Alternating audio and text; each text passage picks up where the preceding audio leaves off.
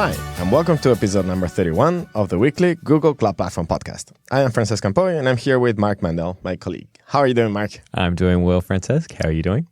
I'm pretty well. I'm very happy with the interview we're going to be having today with one of our colleagues working here in the San Francisco office, Eli Bixby. Yeah, it's going to be a really interesting discussion on TensorFlow. We're going to go quite deep on it. I think it's going to be fun. Yeah, you're going to learn about, among other things, what is it, why is it called TensorFlow? That I didn't know, actually. So No. I learned something today. And after that, we're going to be discussing, we're going to be talking about big data, but not how to process it, but like how to upload like really big data. Yeah. What do you do when you have lots of data that you want to give to Google Cloud? Yeah. So we're going to be talking about the couple of options that we have available for you if you have like, I don't know, terabytes or petabytes or whatever. Yeah, lots and lots of data. But first, we've got our cool thing of the week. Yeah, and it is very cool this week. Yeah, so we literally just as we were recording this, announced the Google Cloud Platform Education Grants. Yep. Or for those less Australian, grants. Thank you. This is a pretty cool endeavor. I'm very excited about it. Basically, currently it only applies to the United States, but we're hoping to expand it internationally soon too. Soon? Yes, soon. But basically, yeah, if you're looking to use Google Cloud Platform in your educational institution and you want to have free cloud credits, say that 3 times quickly, free cloud credits for your students to be able to use the resources of Google Cloud, we now offer you the ability to apply for that. Yeah, and it is very cool because so far we've been doing it for in some specific cases, and actually we have a link to the blog post where we announced the education program. But one of the links is actually Cloud for Cancer, and I was reading about it. I thought it was very cool. It was basically like a neural network, and if you don't know what a neural network is, don't worry, we're gonna be talking about it in like a minute. Yep. But basically a neural network that allows doctors to upload the properties of a melanoma and detect if it's malign or not. So basically, is trying to provide very good, very high quality information. I think that they mentioned they have like 99.9% accuracy for doctors all around the world, which is pretty awesome. And it runs for free on App Engine. That's pretty cool. Yeah, that is pretty awesome. There's a couple of other things that I quite like about this. One, it's not just hey, here's some stuff, do with it as you will. There's also documentation for students and teachers that's provided. So there's some extra resources you have to help sort of teach this to the students, as well as that faculty sponsors of technology-focused groups, such as Women Tech Makers, Google Developer Groups, et cetera, are also able to apply as well. Yeah, no, it is pretty awesome. And for those that don't have access to it yet, don't forget that if you want to give it a try, there's also the free trial program. So you have, I think it's 3 months. During 3 months, you have 60 days, $300. I think was the last time I looked at it. Yeah, $300, 60 days, which is not 3 months. It is 2 months. Yep. But yeah, check it out. And if you're interested, we'll have a link on the show notes so you can apply directly and maybe be one of the lucky first ones to get our grants. That'd be great. Awesome. Well, why don't we go have a chat with Eli and talk about TensorFlow? Cool, let's chat with him. Sounds good. Today we are joined by Eli Bixby. He has happily agreed to grace us with his presence. How are you doing today, Eli? I'm doing great. Eli, why don't you tell us a little bit about who you are and what you do here at Google? Great. So I'm a developer programs engineer at Google. I work on Google Cloud Platform and specifically the big data and machine learning offerings. Cool. So what is a developer programs engineer in like one sentence? Yeah, that's a hard task. But we could do an episode on that one day. But so we write code to teach users how to use the platform. So this code may end up in blog posts, in tutorials and workshops, or it may end up on the website. But cool.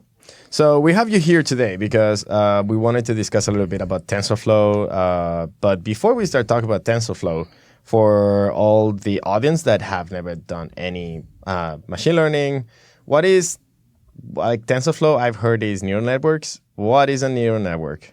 Yeah, so TensorFlow is mainly for neural networks. A neural network in general is you can think of it sort of like as a directed graph where The nodes are simply like arithmetic, activations of their inputs. So, there are some nodes upstream, they feed into a downstream node, and the node has a single output based on the upstream nodes. And it was sort of discovered a long time ago, like in the 70s, that you could use these, and you could use back propagation, which is basically says, I want the top layer of nodes to have this certain, or I want the output layer to have a certain output when the top layer has a certain input. And you can use back propagation to adjust the function that each node operates on to line up with these outputs, and that you can model very complex functions with many layers of neural networks. Where did this idea come from? Do you know any of the history of how it sort of came about? I'm not sure. I think it was actually originally sort of a theoretical attempt to model like human cognition, which is why it's neural networks. I'm not sure that is part of its usage now, but I think that's where the name came from.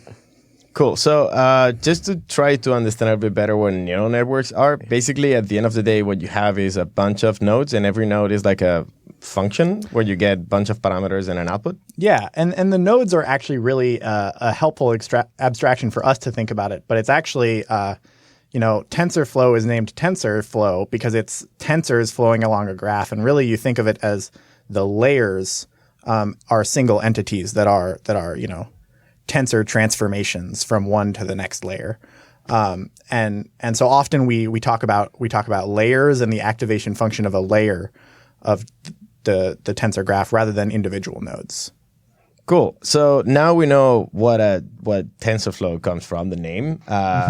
Why is TensorFlow a thing?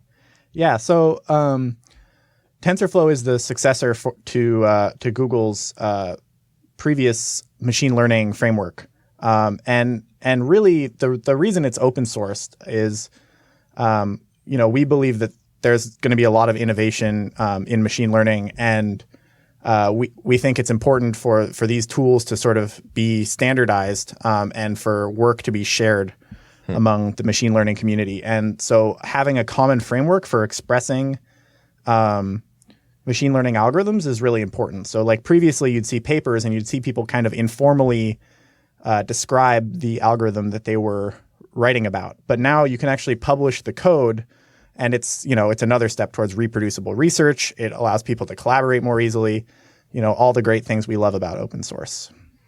So you touched on it a little bit when you started talking about tensors flowing through a graph, but like, can we break that down even further? Like, what's a tensor? How does this work? Like, give us sort of like a base level understanding. Yeah. So mathematicians are going to hate me for this definition, but a tensor is a multi-dimensional matrix. So you think of a vector as just a list of numbers, right? So like an array in Python, and a matrix then is a list of lists of numbers. And so a tensor is, a vector is a one-dimensional tensor. A matrix is a two-dimensional tensor. And then a matrix of vectors is a three-dimensional tensor. And you can expand that, and you get this concept of shape, which is a vector that represents the shape of a tensor. And so for the users who have used NumPy before, this should be a very familiar concept. TensorFlow actually follows the exact same syntax that NumPy does for defining these things. And so how does that correlate into like how we do machine learning? Like, why is that important? Yeah, so it's really important in particular for deep learning because a lot of these algorithms can be thought of as a series of tensor computations. And there's a lot of optimization you can also do restricting the data that's flowing along your graph to tensors. So if you compare it with something like Apache Beam or Spark, where there's sort of arbitrary data flowing along your computation graph, and you can define your own serialization and deserialization.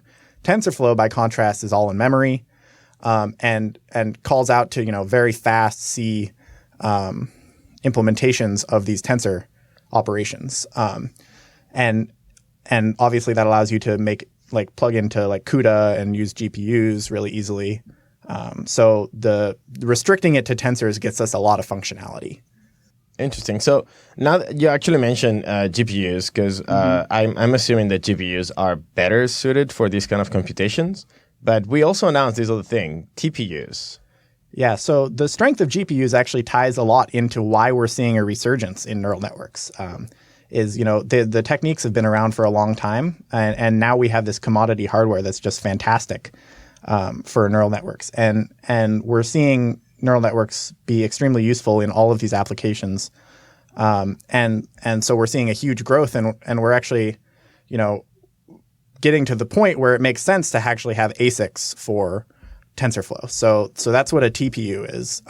What's an ASIC? An ASIC is I think the acronym is Application Specific Integrated Chip.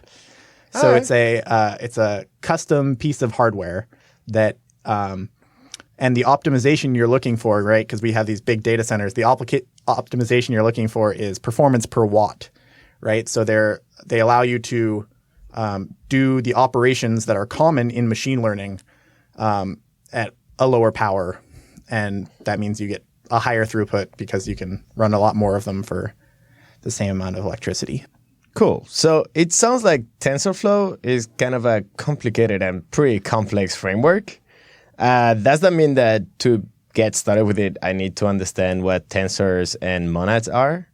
No. So the actual goal is that developers can start writing machine learning algorithms and start incorporating machine learning easily into their code, and that's a huge goal of TensorFlow. TensorFlow itself, there's a lot you can do with it. You can write custom operations. You can fiddle around with the internals, but we try to provide a high-level interface for people who don't necessarily want to do that. And we're actually looking at building more layers on top of TensorFlow to make it easier for developers to get started with it. So I think it's publicly available, but not. I think it's like whatever the open source version of alpha would be considered. We have a package called Wide and Deep, which provides a higher level abstraction on top of TensorFlow that allows you to say, I have sparse features, learn these sparse features. Or like, I have dense features, learn these dense features. And so it's all you really have to know about is what your data looks like. Okay. Cool. So how do I know if TensorFlow is good for me? Like, what are the typical use cases where the answer is like, oh yeah, TensorFlow? Yeah. So, we hope to expand it to a lot of different machine learning applications. I think, in particular, if you have a problem that's well suited to deep learning, TensorFlow is a great solution for you. Again, deep learning algorithms, they require a huge amount of data to train, more so than many other machine learning algorithms. So you need to have that at least somewhat available to you. What's like a good heuristic for a large amount of data? Yeah. I think sort of like the ballpark lower level is maybe like 100,000 labeled is common for example, for text text or image. Cool. So you mentioned this labeled. Does that mean that your data needs to be labeled? Actually, what does it mean to be labeled? Yeah. So do you need that? So we commonly break down usage of deep learning into two different parts. Training and inference. And so training is your running this TensorFlow graph on your labeled data. And using it to generate the proper weights. And then inference is you have this unlabeled data where you want to predict the label. So you're giving that to the trained TensorFlow graph, and it's spitting out a probability for the label. So when you say label, it's kind of like, all right, so I've got a bunch of data wherein, I don't know, pick an example. You have a bunch of emails and you need to know if it's spam or not. Yeah, that works. Yeah, that's great. So you know whether it's spam, and so you can feed that through the system and be like, yes, these are spam, these aren't, and it can be like, yay, now I'm learning. And then at the end, when you're doing your inference, you can hand it an email and it will tell you whether or not it's spam. Yeah, and I guess some degree of certainty. Yeah, email is a perfect example because then you have a bunch of users essentially providing you with labels. They click the report spam button and bam, you have another You have another labeled piece of data. And there's increasing levels of sophistication, but that's sort of the basics is like, I have this label. I want to predict the label of something else. So maybe you have like a confidence cutoff and you're like, oh, my model is not very confident about this piece of spam, so I'm going to surface it to the user. Yeah. You were mentioning something before, which I thought it was pretty cool. It was the one with Reddit subreddits. Yeah. So we gave a talk at OSCON and PyCon where we made a little example algorithm based on some colleagues' work with text classification, and we used it to classify Reddit post titles by subreddit. And we got, I think, a pretty good accuracy, not state of the art, but like, I think it was, mid 90s. And yeah, these are topics that are very well suited because there's large data sets available. So let's talk about that specific example. How does it look for a developer to do that? Like, imagine they have all the titles and what subreddit they belong to. Mm-hmm. What is the next step?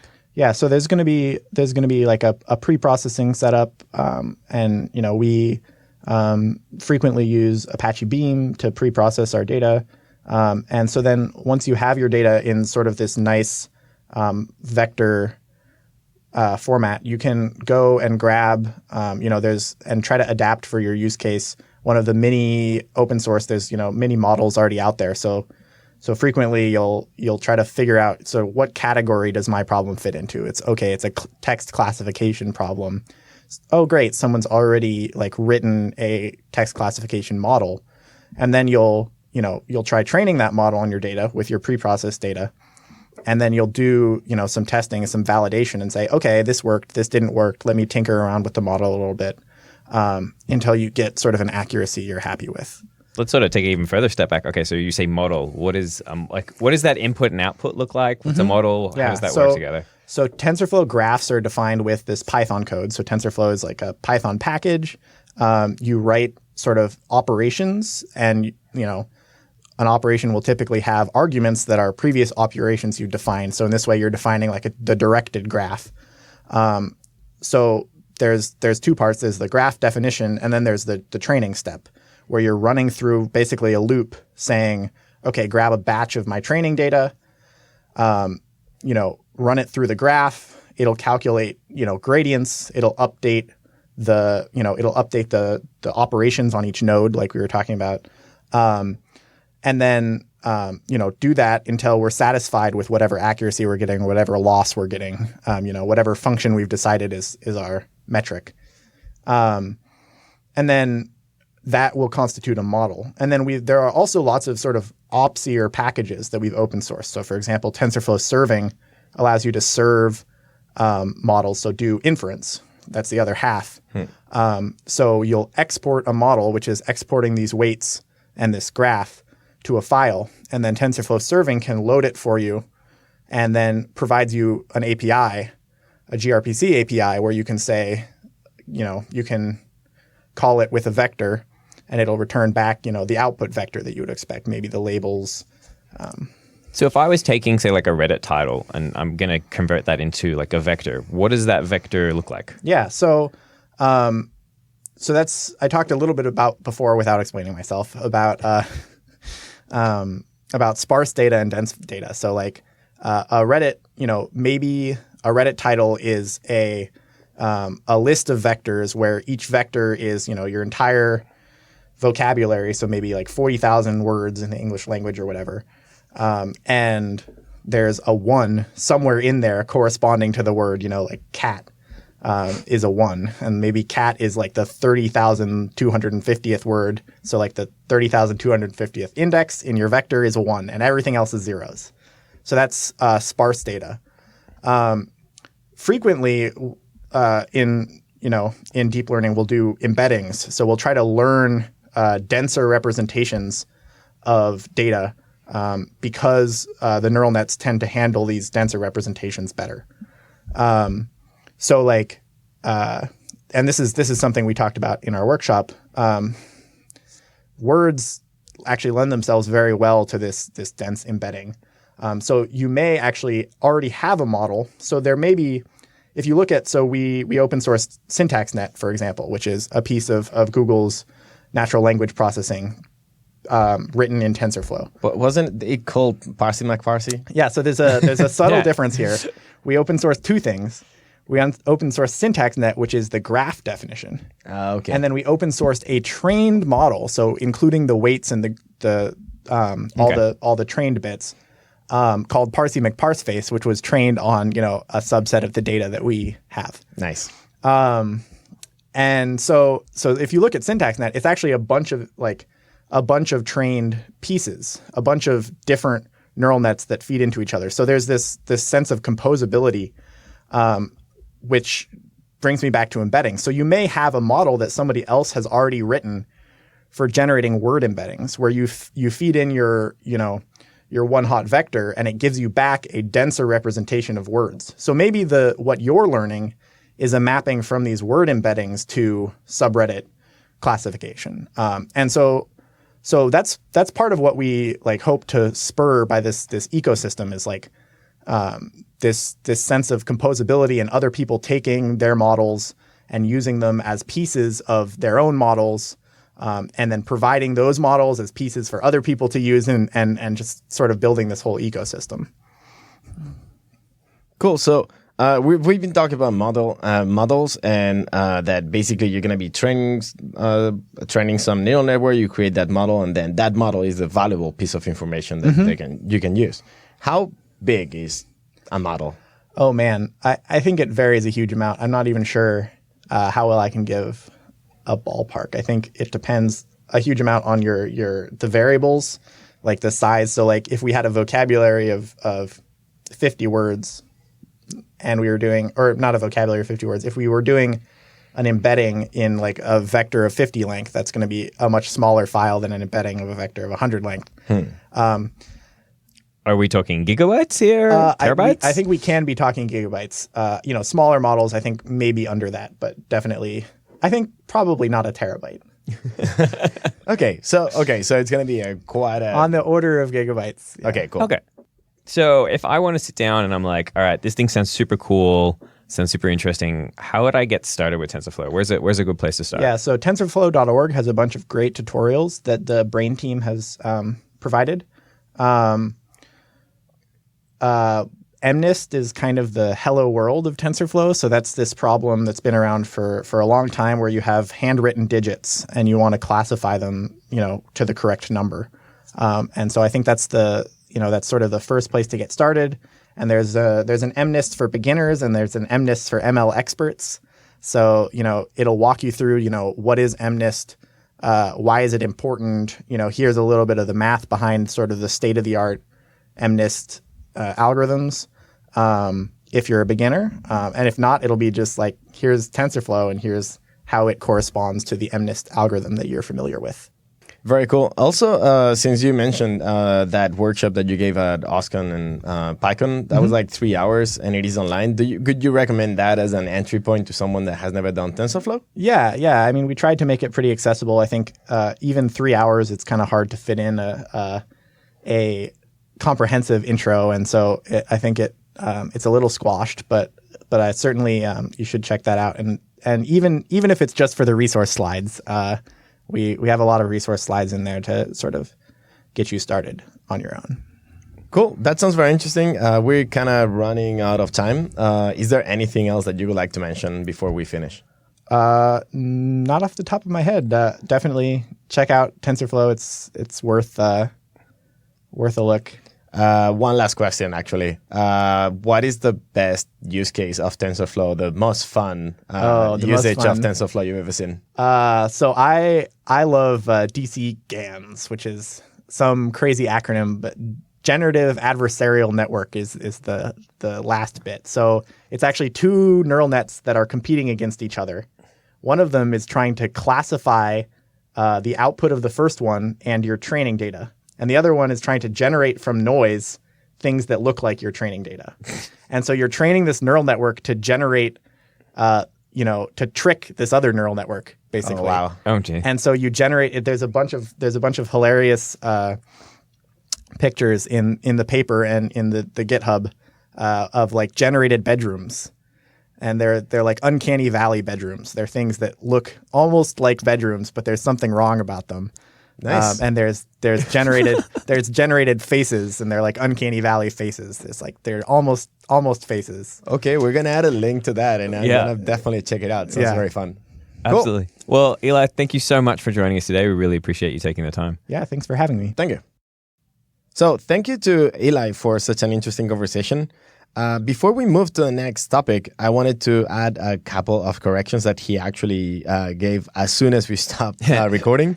One of them, we asked him how big TensorFlow models are, and he said that probably around gigabytes, and turns out it's more like megabytes. And he said that the problem is that he's not used to counting that low anymore since he works at Google. Kind of humble brag. But yeah, it's actually megabytes. So you can consider like sending them to your mobile phone, having them as part of your app, which is pretty cool. And then something that is not a correction, but I wanted to add anyway, is he mentioned Apache Beam, which is actually something you can run on Google Cloud Platform, on Google Cloud Dataflow, and also TensorFlow. You can run it, or you'll be able to run it soon because it's limited preview for now on Google Cloud ML. ML standing for machine learning, obviously. Yes. Cool. So let's go with the question of the week. And I think it comes from, you got the question of the week. I did get the question of the week. It was from some people I was chatting with this week. And they were talking about how, say you have, 10 terabytes, 15 terabytes, 20 terabytes of data sort of lying around, maybe on a NAS, maybe on a hard drive, maybe running on-prem, something like that. And you want to move everything over to Google Cloud Platform, and you're like, this is going to take me a really long time to upload, if I have to do it over the wire.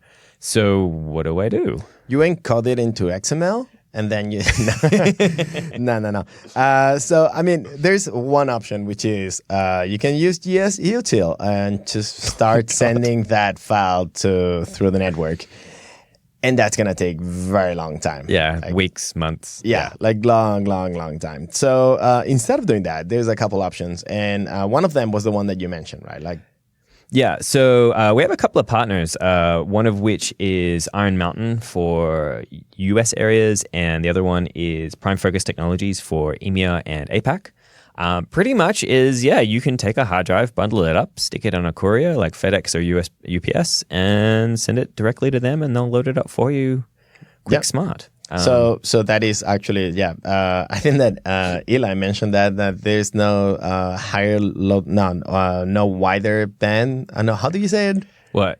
The band is bandwidth. There's no. There you go. There we go. There's no connection with higher bandwidth that the mail, like post mail. You just send it and we receive it. Well, our partners receive it and upload it, and they appear directly onto Google Cloud Storage. Yeah. So that is probably one of the fastest options. But I wanted to add one more, which is, what if you really want to make this very fast and all the time? What if it's not that you have 10 terabytes and you have to send them once, but it's you keep on generating 10 terabytes per day, and you want to send that as soon as possible onto Google Cloud. And there's a solution for that. It's what we call Google Cloud Interconnect. And basically what you get is rather than having public internet connection from your data center to ours, you're gonna get a very good quality connection. I think they use the term enterprise grade, which I'm not really sure what that means. Yep. But I'm assuming it's really fast, and it connects directly from your data center to Google's network edge. So this would be if you had a sort of on-prem cloud mix-up type. Yeah, basically, deal. I could imagine something like that where, for instance, you're doing something very intense data, like big data, and you're generating a huge amount of data, and you want to send it directly to BigQuery or something like that. Yeah. And in that case, if you have such a huge amount of data, you need to send it somehow, and maybe sending disks via mail is not good enough. Yep. So in that case, you can go through Cloud Interconnect. The pricing for it, it's actually something that depends on the cases. So you need to contact a provider, and really, I guess it depends how far away do you live from a data center, stuff like that. No, that sounds really cool. Like maybe you have requirements that mean you have to be on-prem for various things, like your app has to be there, but you want to use our big data tools and you want to be able to send that data through. That sounds really good. But no, that's cool. But the whole sending of hard drives via UPS or FedEx could be like the one-time thing you do if you're moving over to the cloud, if you're on-prem and you want to make that shift as well. Yep.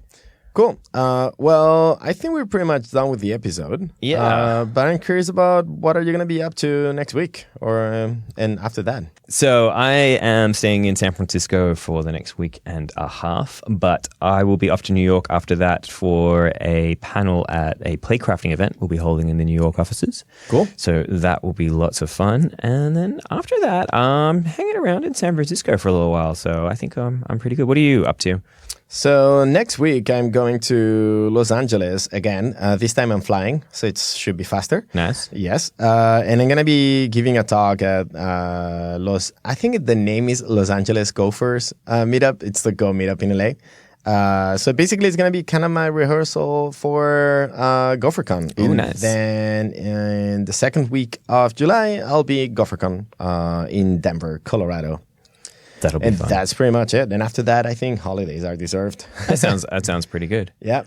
Well, Francesc, thank you once more for joining me for this weekly episode of the podcast. Thank you very much, Mark. And thank you very much to all our listeners for paying attention once more. Yeah. And talk to you all next week. See you next week.